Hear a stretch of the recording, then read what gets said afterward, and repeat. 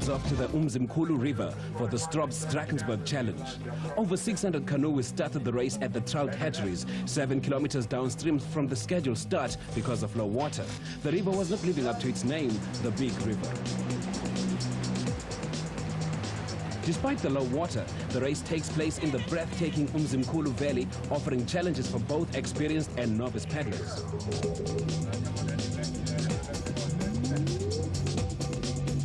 Within the first 100 meters, Jenkins, Stott and Batho make an early break and show the rest of the field through the low rapids.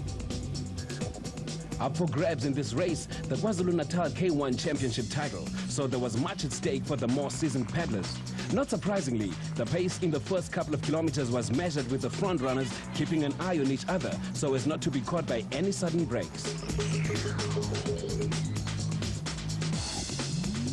The Umzimkhulu is a pure race, called pure because of the river itself. Experienced and novice paddlers can start and finish the race without ever having to take off their splash covers. Gavin Tarr, a well-known paddler and strong contender for the regional title, makes it look so easy. He's keeping an even pace in the early stages of the race, keeping an eye on the leaders. And in the lead, Jenkins takes the first wear ahead of the challengers. He makes a crucial break.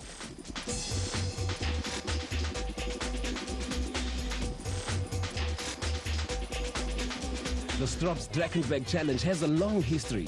Previously called the Hatcheries Race, it was only open to men and stayed this way until 1994, when the Enlightened changed the name to the Drakensberg Challenge, allowing women to participate for the first time.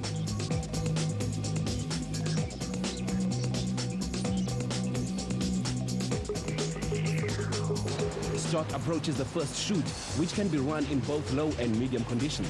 It's a big rush to shoot a wear in this manner, and most of the paddlers look forward to this part of the race, if only for the novelty.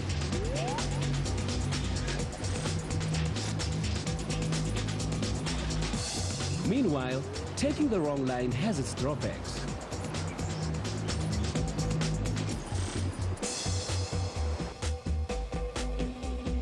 Some of the field decide that one doesn't always need a canoe to make it through the rapids.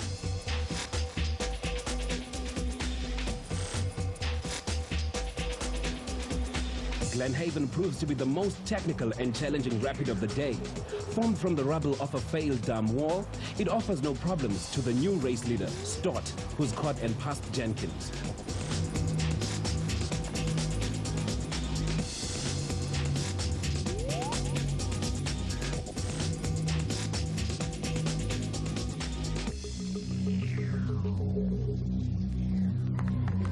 After the first day of 27 kilometers, Stott reaches the finish line in a time of 1 hour, 42 minutes and 36 seconds, just 1 minute ahead of Jenkins in second place.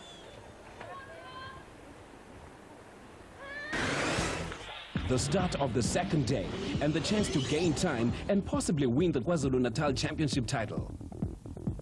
Stott will have that uppermost in his mind as he starts the second day.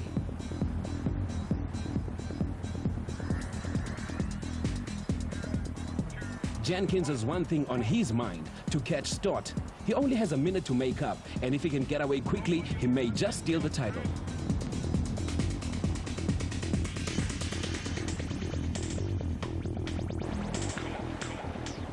Batho and Tarr have to stay up with the leaders to stay in contention.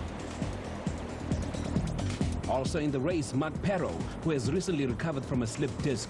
He put in a fine performance, and it shouldn't be too long before he'll be back challenging for the first place. With the best seats in the house taken, the pace picks up as the end of the race is near. Up racing with Batho, runner-up in this year's Umkomas, Oliaro, looks to be making a push for the lead.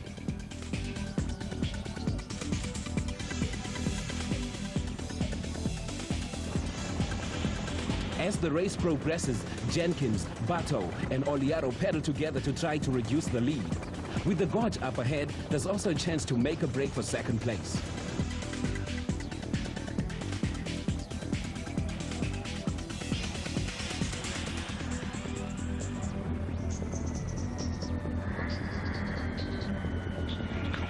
Stott has made it through the rapid known as Heaven and Hell.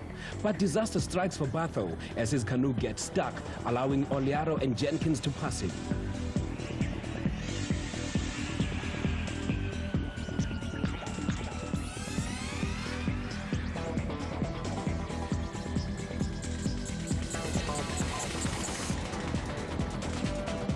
The rapid is aptly named. For some it's heaven, for others it's a brief trip through hell.